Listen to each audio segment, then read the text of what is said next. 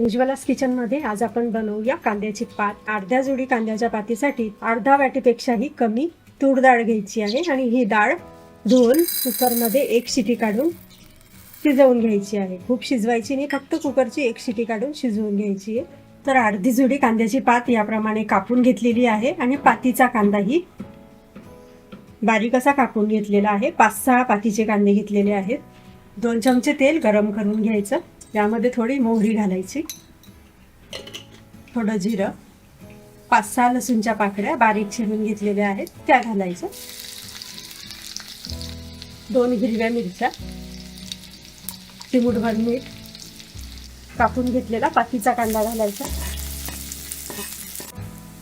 कांदा परतवून झाल्यावर यात थोडी हळद घालायची, अर्धा चमचा लाल मिरची पावडर, पाव चमचा गरम मसाला, एक लहान साईजचा लाल टोमॅटो, कांद्याची पात घालायची.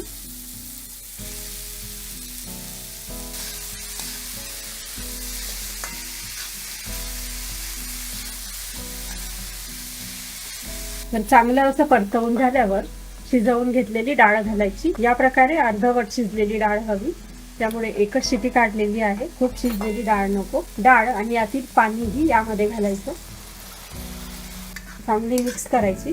शिजवताना मात्र खूप असं पाणी घालू नका, साधारण 1 ते 1.5 वाटी पाणी घाला आणि चांगली मिक्स करायची. चवीनुसार मीठ घालायचं, आवश्यकता वाटल्यास थोडं पाणीही घालू शकता.